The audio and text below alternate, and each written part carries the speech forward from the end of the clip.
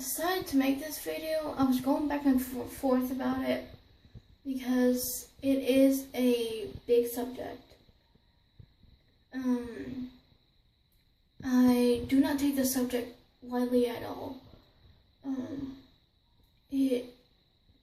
But I feel like if I made this video, that it would help someone else who has gone through this or is going through this right now to get help. To talk to people about it and to it's kind of like therapy. And not to hold anything in because it's not good for you. I would know from my experience. Let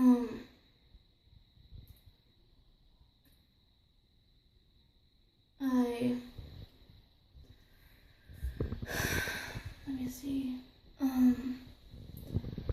When I was 4 and I lived in the city that I moved from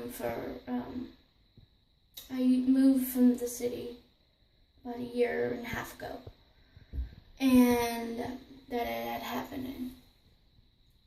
So when I was 4, my mom and sister, my sister was in school, my mom was at work, and at the time, her boyfriend that she was with, it was just me and him there, and he had gotten angry at me one day.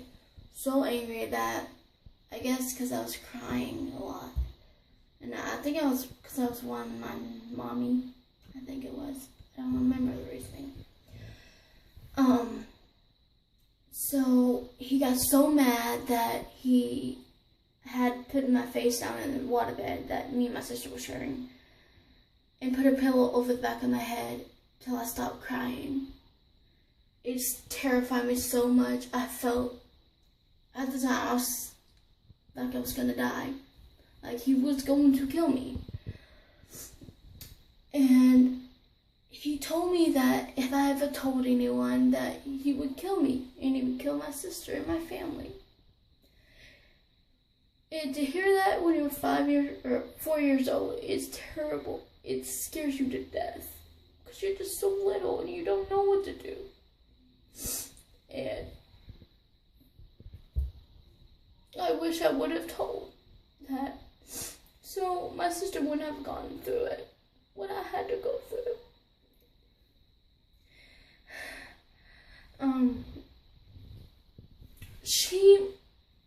We had moved to Michigan with him.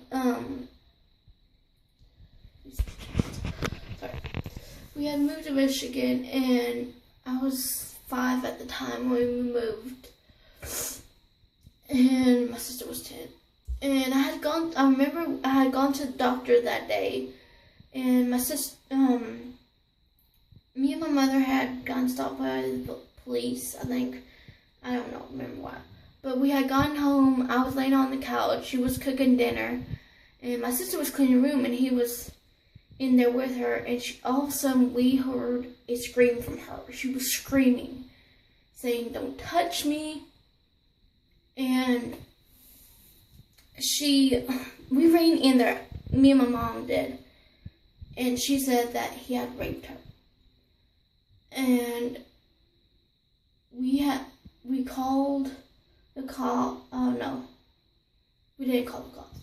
We had taken her to the hospital, and I think his sister took him. I don't remember because his sister lived in the same trailer park, I think. So we had gone to the hospital.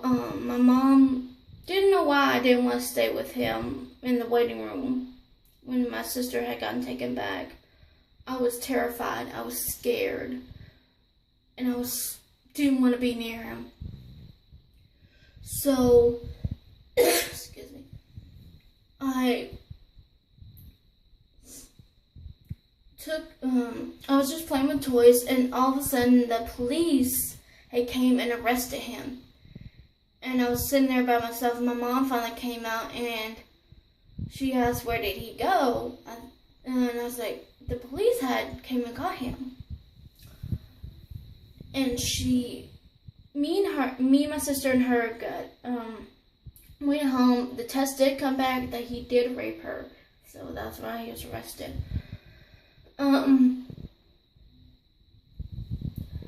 He was I don't know, remember how long he was in prison for that much, but that night that me and my sister and my mom had gone back to the trailer that we lived in, I had sat down with my mom and told her I had to tell her something, and that I told her that what he had did when I was 4 years old, that he had put a pillow over my head. And she was like, why didn't you say anything before? You know, she wasn't mad at me or anything. She was just terrified for me and my sister. She doesn't know when he got out what would happen. And I told her why, that I was terrified that they would kill her or my sister and my family. And I did not want that to happen because I love my family. Yeah.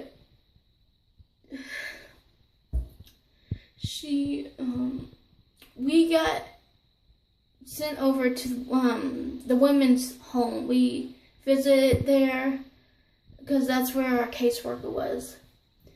And we did stay in the trailer that we had, but we did get a visit from the caseworker every once in a while, because it was reported to child services, I think it was.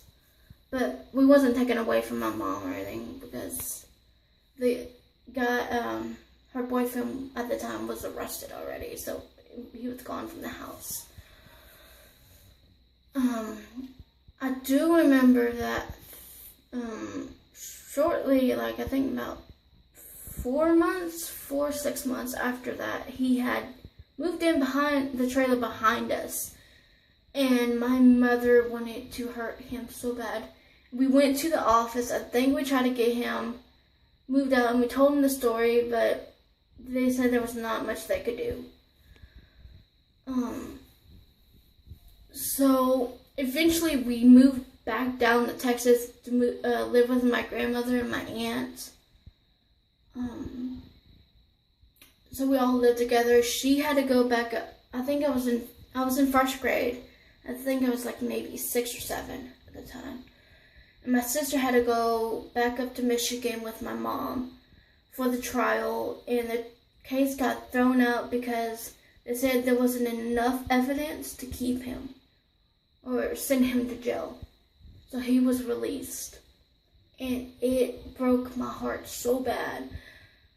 I felt so terrible that maybe if I would have said something to my mother before we had moved to Michigan, it would have never happened.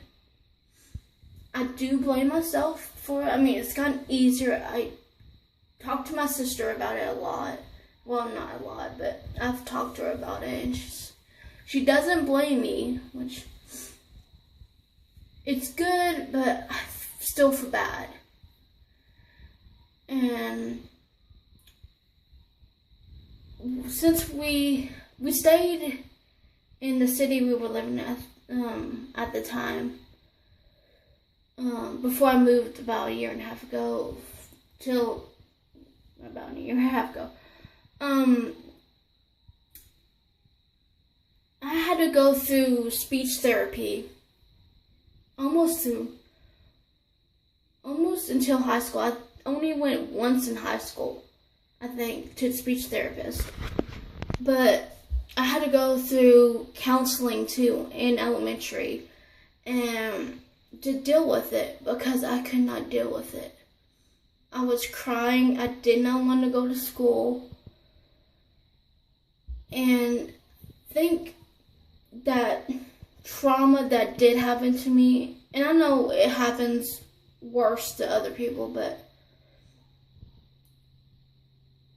that trauma that did happen to me when I was 4 kind of scarred me for life. And I had trouble saying like my S's, my R's, and my L's at the time. I gotten over the S's and L's, but I still every once in a while have trouble saying R's. And that's kind of why I was so scared to start doing videos. Because I do scared of speaking publicly and messing up. And I have a fear and anxiety about it. But I'm trying to get over that. So, years went by and I was walking to my friend's house. When I was, not spring break. It was Labor Day weekend, my freshman year when I was 15. And all of a sudden I heard this guy, he was walking down, he was driving. And I looked back and it was the same car that my mom's boyfriend had, the one that hurt me and my sister. And I started running. And I got so scared I passed out. I tripped and passed out. And all I remember, I woke up and I was naked and I was hurting so bad. And he had his friends around me and they all raped me. And it terrifies me still. I had to go through counseling again, of course. And all I remember is I was hurting so bad. And I got dressed because they were in this another room. I don't even know where it was. It's still a blur because I just got dressed. I ran. They were paying attention, so I was trying to be quiet as possible so I can get out of there. And I ran over the fence. I ran home, and my sister was searching for me because she didn't know where I was. And she was living with her boyfriend at the time, but it was still in the city we lived in, but it was like a couple blocks down. And she was wondering where I was, and I had to explain to her she wanted to go kill him. She did. So bad. But I stopped her and we ran home and I had to tell my grandmother and my aunt. It was terrible. So we had to go to we went to the police department. I had to try to remember where I was and show them. And they were going to do an investigation and, sorry, I'm scared. I have cried. And I had to go to Cook's Children's Hospital, and I had to go through their little care thing, and then they had to do an exam. And they did find it that I did have bruising in my lady parts, and that I had to every 3 months for almost all my freshman year. I had to every 3 months had to go get tested for pregnancy and STDs, which they all come back clear. And it was just terrible. I had to talk to people about it, and it hurt so bad to have to remember it. But I mean, it does help. Therapy does help. And I guess that's why I was so awkward. I think that's why people, when I was in high school, thought I was awkward and, different. And it was just because I was dealing with stuff. And at one point, I think it was my sophomore and junior year, I stopped eating. I just couldn't deal with it. And I'm gotten over that now, but I stopped, I ate maybe once a day. And none of my family really knew because I hid it. I tried to hide it so bad. And I started cutting myself. I was like 16, I think it was. I was dealing with so much drama. It still haunts me. They never caught him. And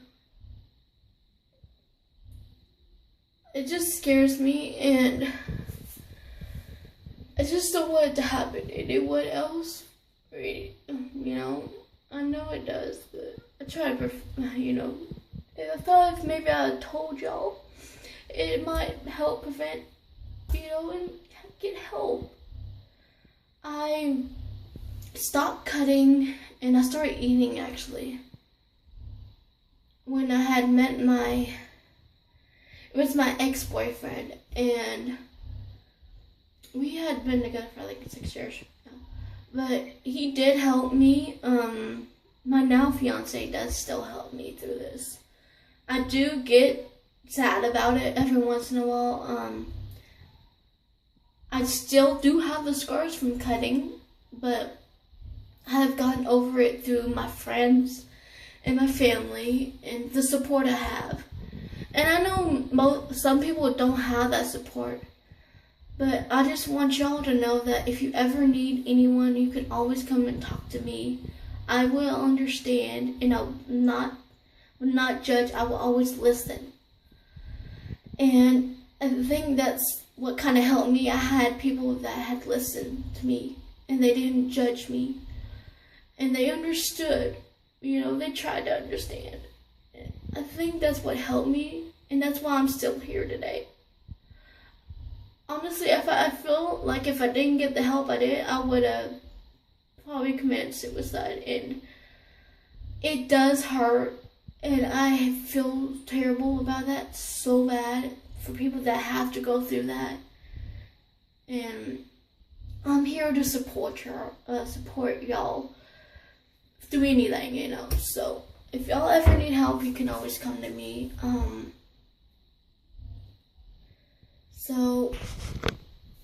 There is this website that I been on for like 2 years. It's and it helps me. It's like my own therapy of what I went through. It's called Children Without a Voice USA, and they're not sponsoring me or anything, but I do like advocacy for them. I write to people and the organization is a nonprofit organization, and they help children that have been abused, raped, and all children crimes pretty much. And that is, I'm sorry for the long video. It's just, I just wanted to get that out. And I'll put a link down below to the Children Without a Voice website. And they are always taking volunteers, whether you want to email lawyers to try to help them. And they also do, I think you can do, kind of be like I don't know how, you'd be volunteering for it too also. So, I just want to tell y'all and that I'm here for y'all. And I know I keep saying that, but I just want y'all to know I'm here. And sorry about this long video. I will talk to y'all later, and have a good day.